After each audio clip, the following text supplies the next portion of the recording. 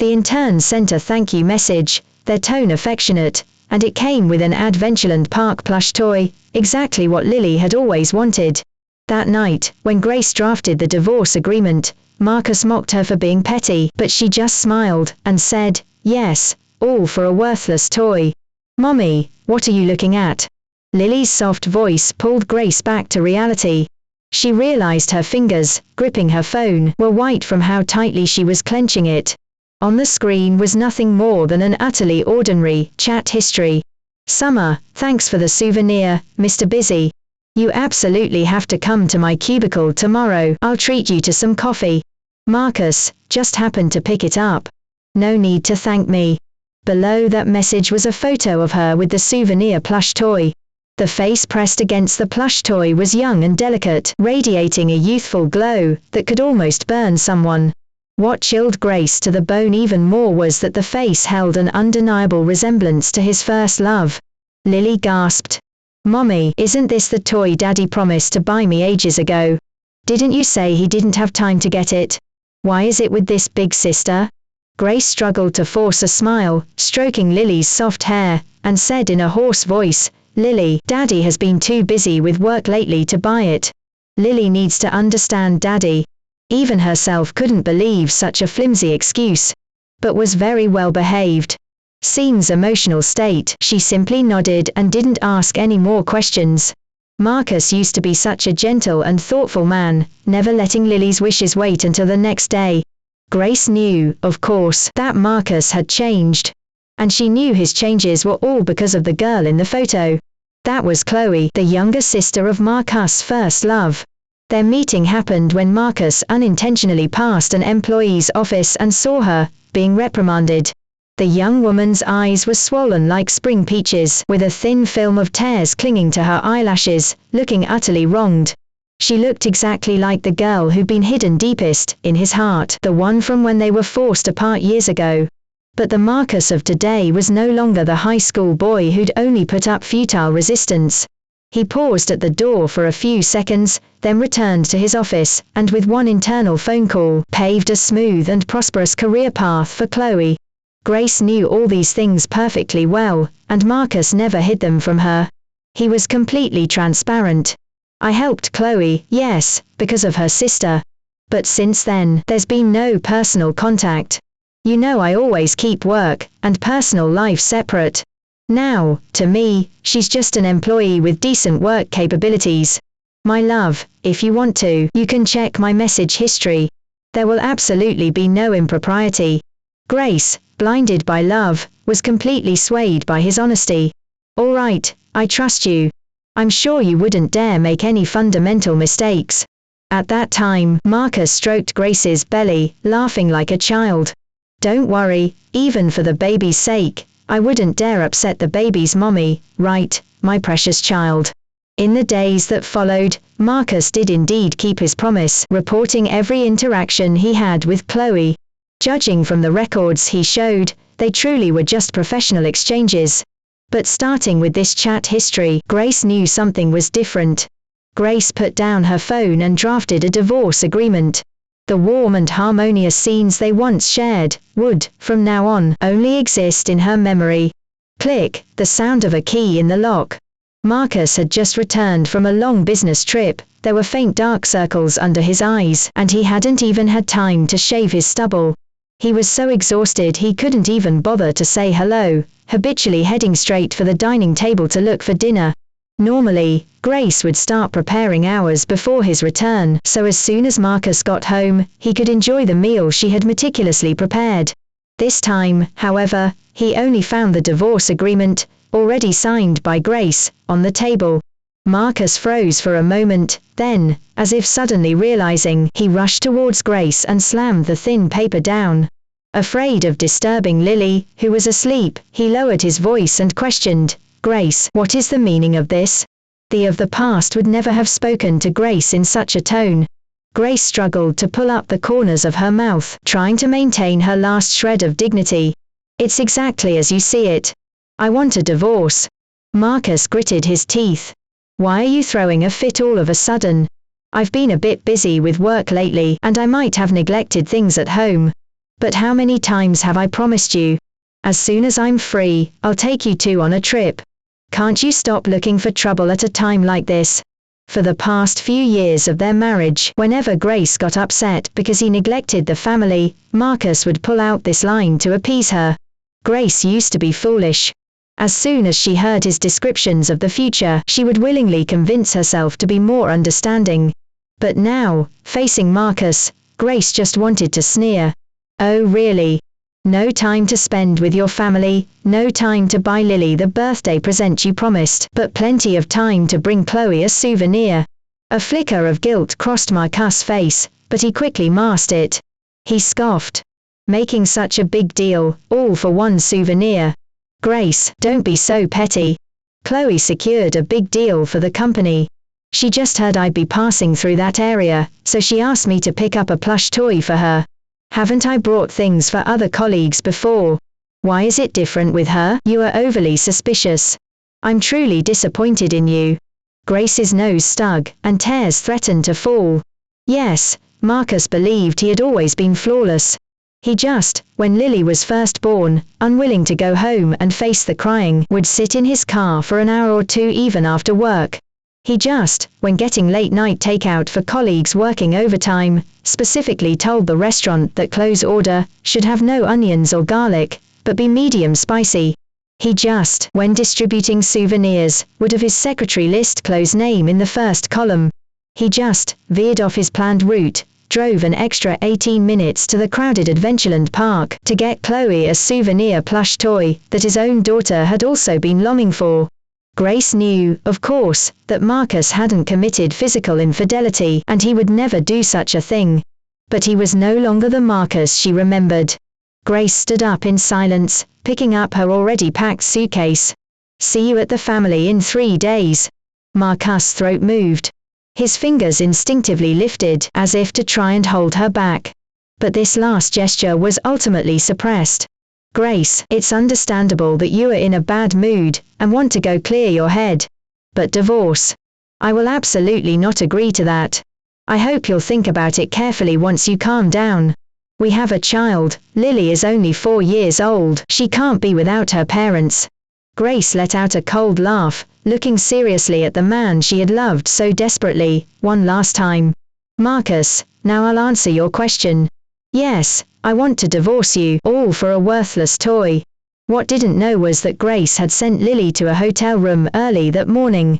Grace didn't want to bother her elderly parents, and she had no other friends she trusted to help look after Lily, so this was her only option.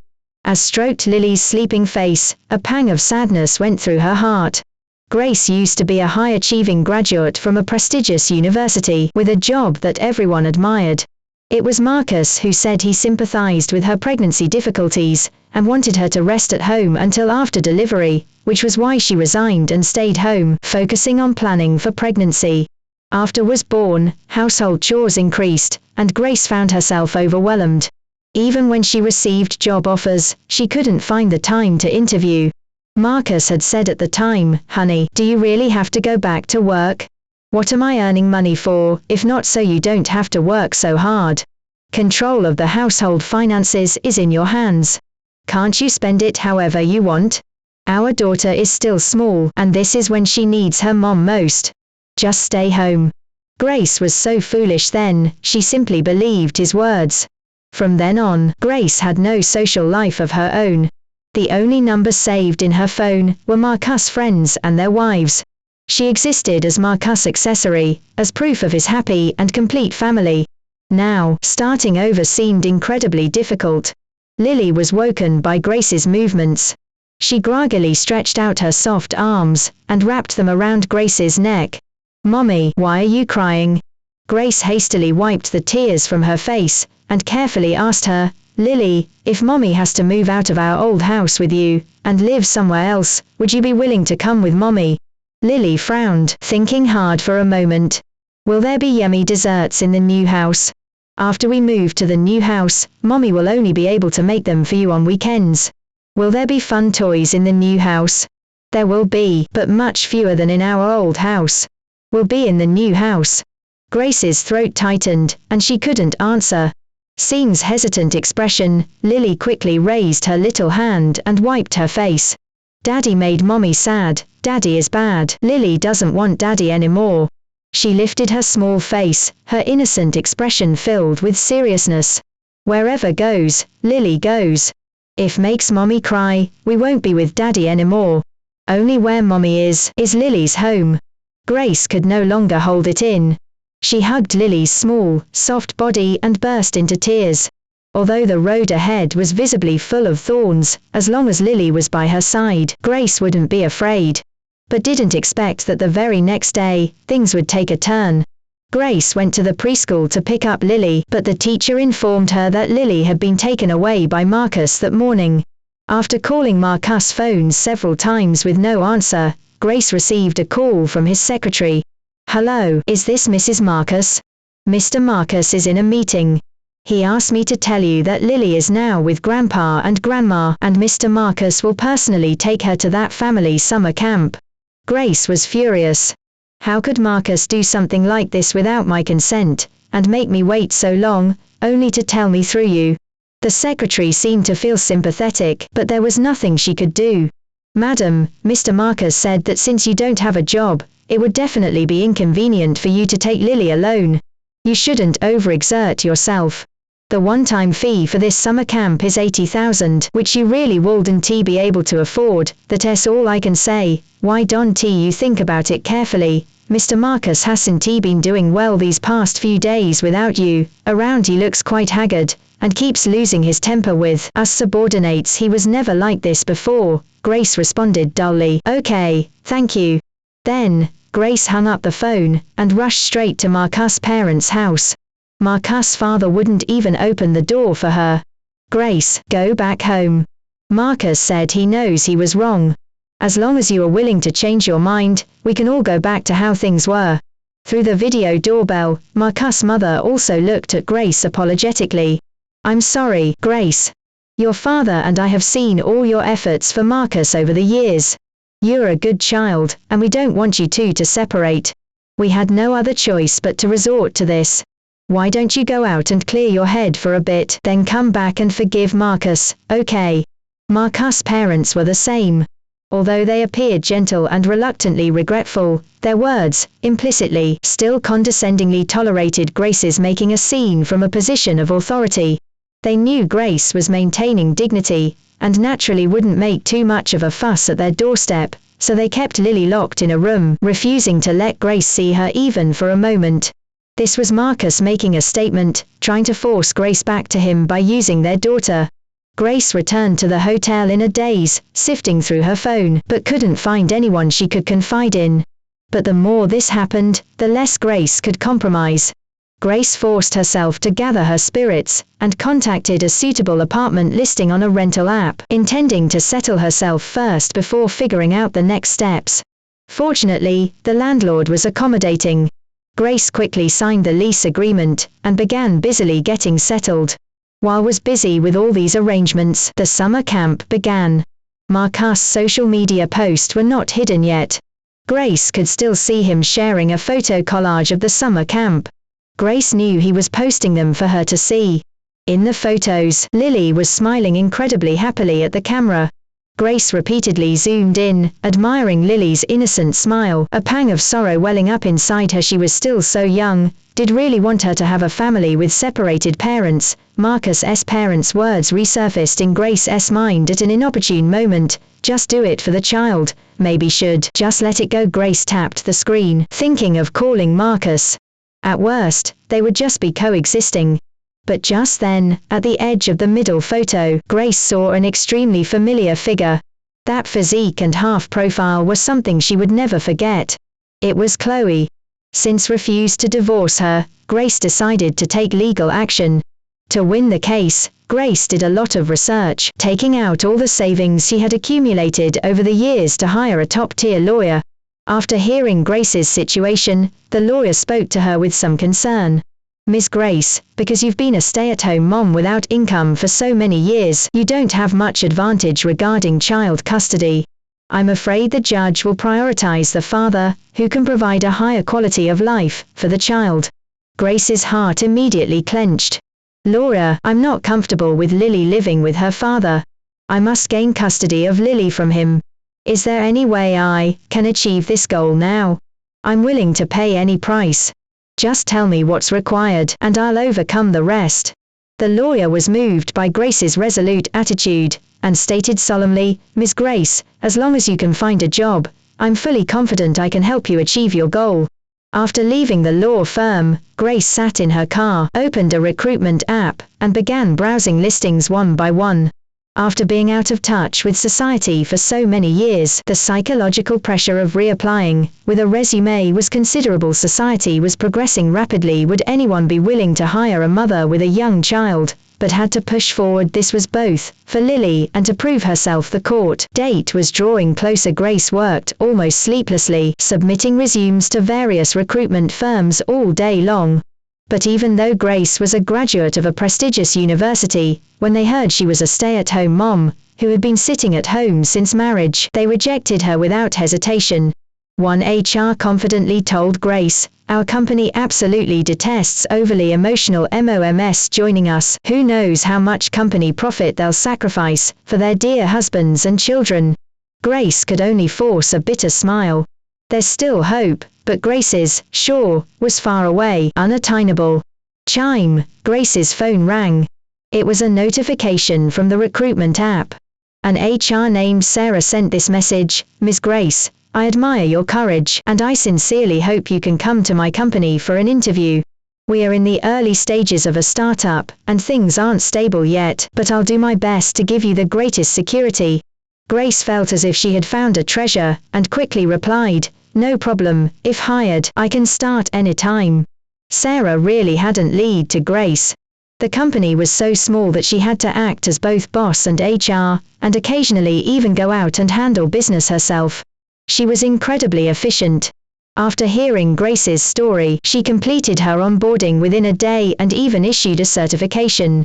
Looking at the bright red official company seal on it, Grace couldn't hide her inner excitement. This meant she was one step closer to regaining custody of Lily. Sarah smiled, "You celebrating a bit too soon. We still have a 3-month probation period." Grace smiled confidently, "A new life is calling to me. I will absolutely not stand still." In the following days, Grace worked desperately, successfully shortening her probation period to before the court hearing, and their company was gradually getting on track.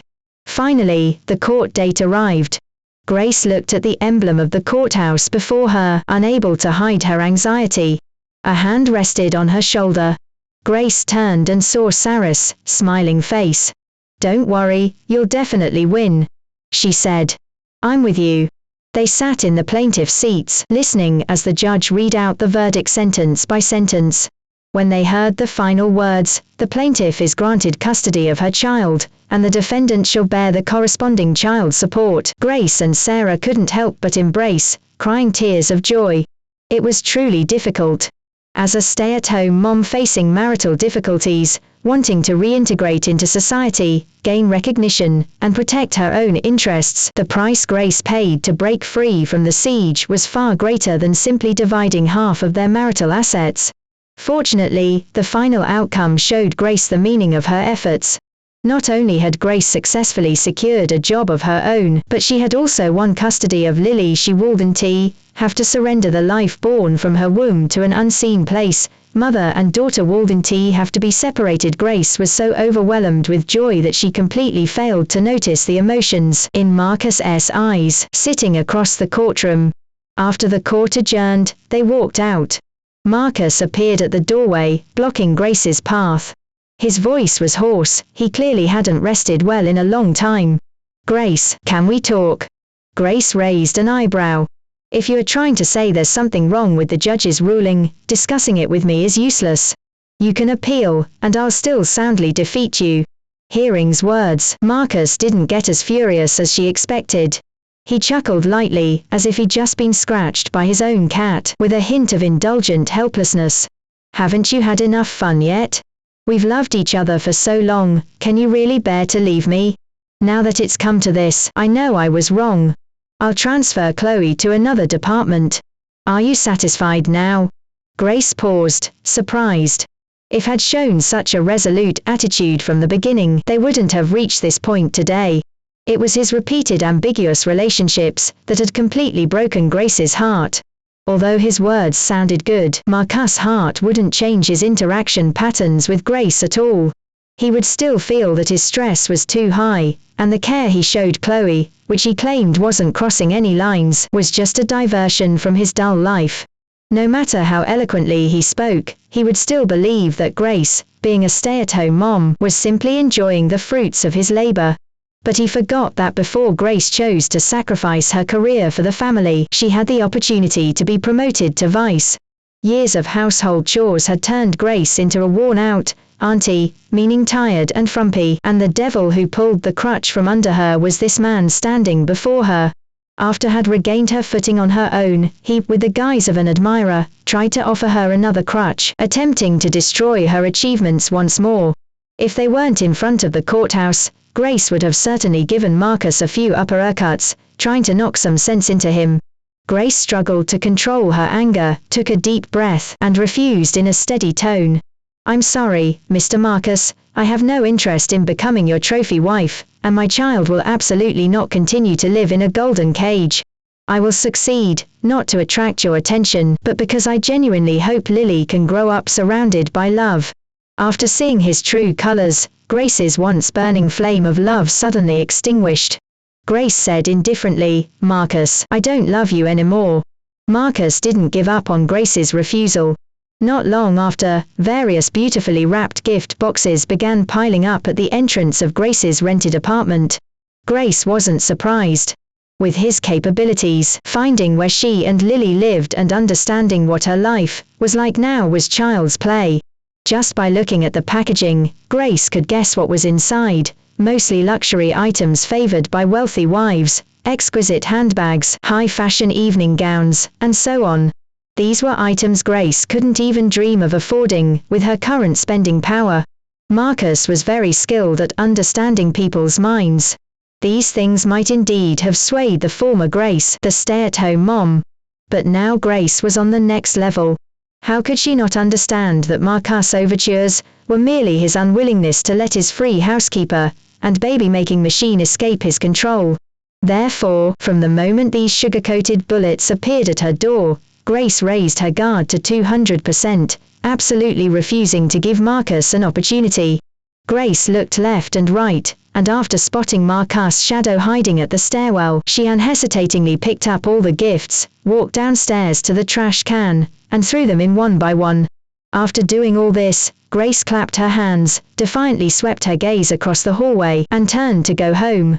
Grace knew this was just the beginning of Marcus' harassment.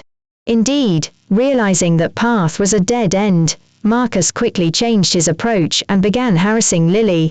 He started appearing on Lily's way home from school, using the pretense of interacting with his daughter to give her snacks and toys children love, attempting to slowly melt Lily's heart and turn her into an insider for their fortress. He was Lily's father. Grace couldn't ask her daughter to reject Marcus in the same way. She demanded it of herself, but S reaction greatly surprised Grace. Not only did she not accept Marcus' gifts, but she would also tell Grace at dinner that she didn't want Grace to have a bad life, so she wouldn't accept anything Marcus gave her. Lily, who should have been happily enjoying her childhood with other children in the sandbox, had instead realized early on that she was merely a tool Marcus used to achieve his goals. Lily's premature maturity and understanding made Grace's heart ache. In this divorce drama, no one was a winner. Grace told Lily that she could tell her anything she liked, and Grace would find a way to fulfill her wishes. Still a child, Lily's eyes lit up when she heard Grace's words, and she gesticulated excitedly. "Mommy, I want that star bracelet, the kind that twinkles in the night sky, it's so pretty." Grace listened to Lily's words, carefully remembering everything she loved, and bought the bracelet for Lily after work the next day. Lily was very happy, eager to put it on, and didn't even want to take it off for sleep. The next day, when Marcus went to pick up Lily from school, he saw the bracelet and presumptuously believed it was a signal of compromise from Grace. So, while Grace was at work, he waited outside the company and tried to talk to her. "Grace, I admit I was wrong about what happened before, but you went too far. You blocked all contact methods and I couldn't even communicate with you. Didn't you used to say you'd never stay angry with me for long? Let's make up. Listening to Marcus' illogical nonsense, Grace felt both angry and amused. It had come to this, and he was still blaming Grace for not giving him a way to save face, even attempting to emotionally blackmail her with their past love. In the past, Grace had truly and sincerely loved him. During her career's ascent, to better assist him and care for their soon-to-arrive daughter, Grace resolutely resigned. He was busy with work and didn't remember their wedding anniversary or Grace's birthday, so she stopped celebrating them. What had always wanted was for the other person to reciprocate the same love, when she gave her heart. But's actions had been to deeply hurt Grace with indifference and contempt, only to return later and put on a show of deep affection. Facing's forced smile, Grace suddenly found him to be a sorry sight. Grace didn't want to waste any more energy on him. Grace slammed the folder she was holding onto Marcus' head. Marcus froze for a moment, an expression of disbelief and anger flashing across his face. However, Grace dared to cut him off before he could speak, saying quickly, "Marcus, I'll tell you one last time, stay out of my daughter's and my life. The only reason she continues to see you isn't because she cherishes you, her so-called CEO dad, but simply because my precious child has good manners. If you appear near my company again and disrupt my life, I will use legal action to protect myself. I will never, ever go back to being your free housekeeper. If you want a good life, hire a cook." As words fell, Marcus' lips tightened, as if 1,000 words were trying to burst out. But in the end, he just stood silently in place. Grace turned and walked away, not sparing the man a single glance. Perhaps words had indeed deterred Marcus, for in the following 2 months, her life returned to normal, and she never saw him again. However, this happiness didn't last long. One day, near the end of the workday, the receptionist told Grace that a woman downstairs wanted to see her. Out of curiosity, Grace agreed. Going downstairs, Grace saw a familiar face. The culprit who had driven Grace and Marcus to divorce, Chloe. She was dressed in shimmering, jewel-encrusted clothes, with exquisite makeup, clearly having prepared for this. Upon seeing Grace, Chloe first looked her up and down, then sneered disdainfully. "Grace, you are truly pathetic now. Without financial support, you are living so miserably."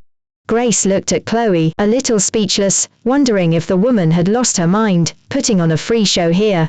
But out of politeness, Grace still asked her, "Miss Chloe, may I ask why you are looking for me?" Who knew that this question seemed to unblock Chloe's metaphorical meridians?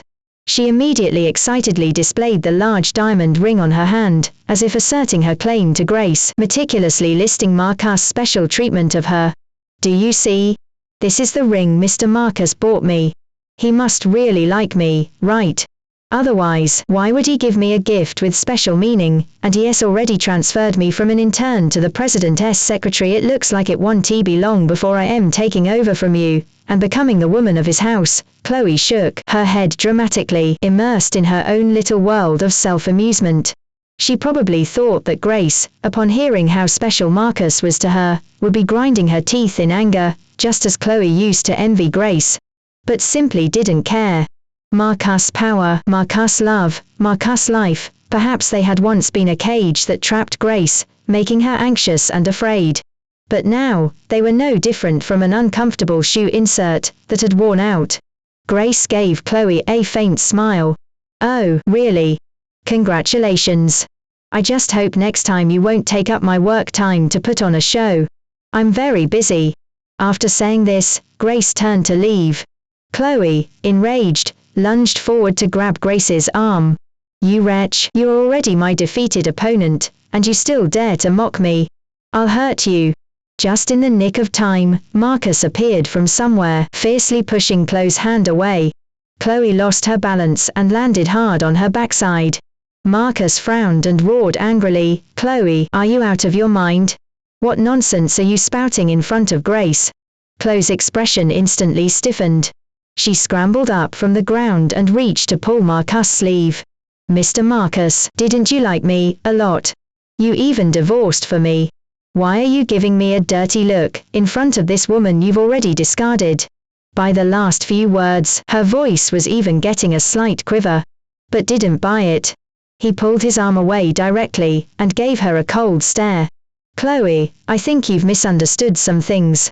I've never had any special feelings for you. After saying that, he turned back to Grace, looking as if only she existed in his eyes, and began pouring out his heart.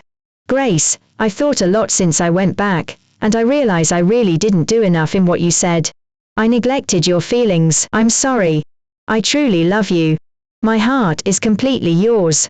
No one else has ever been there from beginning to end. You have to believe my feelings for you are genuine. Please, try with me again, okay? The more he spoke, the more agitated he became, even trying to reach out and grab Grace's arm. Grace immediately recoiled in disgust, and being professional, said to Marcus, Mr. Marcus, please have some self-respect. Marcus stood there, lost and forlorn, his hands suspended in midair, motionless like a statue. Seeing proof with his actions that she truly wasn't in his heart, Chloe, who had always viewed Marcus and her own behavior as flirting, was now filled with shame and anger, almost on the verge of collapse. With tears in her eyes, she roared at Grace, Grace, are you happy now? You used this method to prove you are Marcus' sweetheart, just to utterly trample me underfoot and humiliate my dignity, right? Facing this mad dog, Grace thought carefully for a moment, shook her head, and gave her answer. No, I don't care at all what fate awaits that couple. My only wish is that you, two, go to a mental institution, for therapy, and stay away from me. The spectacle of their shouting finally attracted the attention of others. In the company, Sarah rushed down from upstairs as soon as she saw Marcus and Chloe harassing Grace. She instantly became furious. She stood between Grace and the two of them, hands on her hips, blocking their view. Our company doesn't welcome dogs. Please leave now, or I'll be forced to take action. She was powerful and commanding, and with one sentence, she intimidated the two who had just been being difficult and disruptive. Under everyone's gaze, they slunk out of the lobby. Sarah put her arm around Grace's shoulders. Her warm body temperature brought Grace much comfort. They returned to the office together. Sarah handed Grace a cup of hot coffee, then hesitated for a moment before carefully asking her, Grace, have you truly decided to never have any relationship with Marcus again? As looked at the swirling surface of the coffee, she told Sarah, my heart is colder than this cup of coffee, at least it's still trying to release heat. But when I see Marcus and Chloe's faces, all I see are tombstones. Sarah didn't say anything, just patted Grace's back comfortingly. After creating such a huge spectacle at Grace's company entrance, Chloe was soon fired by Marcus under some arbitrary pretext. He thought this way he could try to appease Grace. See how important Grace was to him. All she had to do was frown, and he would resolve all those annoying flirtations for her. But remained indifferent, not appreciating it at all. Marcus panicked, using every possible method for relentless text bombardment. The content was always the same, pouring out his heart, apologizing, and pleading for Grace to come back. Whatever sent, I treated as harassment messages, never even looking at them, simply deleting them. Marcus kept sending them, and I kept deleting them, a constant tug-of-war that lasted a whole month. One evening in late July, I suddenly received a call from Marcus. He sounded drunk, first muttering my name several times, then asking plaintively, Grace, are you giving up on me? Are you never going to be with me again? I listened silently for a long time, and finally responded coldly. That's right. He asked, bewildered. What about our home? Are you abandoning that too? I hung up, immediately blocking and deleting him, erasing every trace of his existence. What home? The one that shackled me to endless cooking, laundry, and round-the-clock service. To be able to discard such a burden, I was more than willing. After divorcing Marcus, I discovered that life could be so wonderful. I didn't have to wait to see Marcus' sullen, tired face after he got off work, cautiously asking if anything had happened at the office today. I didn't have to get up in the dark while he was sound asleep, ironing his suit just so he could have a polished appearance. I could drop Lily off at preschool, then leisurely go downstairs to the coffee shop for a cup of coffee and read a book. By working hard and improving my professional skills, I could easily gain the appreciation of others. These were joys Marcus could never give me. Other than having Lily say her family of 3 was intact when introducing her family, I found no reason to continue my marriage with Marcus. And with my abundant love and companionship, Lily didn't care about such things at all. So, I decided it wasn't worth it. After all, I was a woman before I was a mother. Marcus and I met for the last time, at an evening event hosted by the company. The event was too late, and I didn't feel comfortable leaving Lily home alone, so I brought her along. I dressed her up as a little greeter, and she joined me at the entrance to welcome guests. As luck would have it, Marcus was one of the guests for the event. When he saw me, Marcus looked a bit surprised, his eyes revealing a faint sense of nostalgia and reluctance. His apple bobbed, as if he wanted to say something. I gave Marcus a small smile, picked up an invitation pass from the table, and said politely yet distantly, "Mr. Marcus, this is your admission pass." Marcus took it, his gaze darkening. Perhaps he was waiting for me to say something else. But I turned briskly, taking Lily to greet others. I have never regretted my choice. From then on, we were just passing each other by.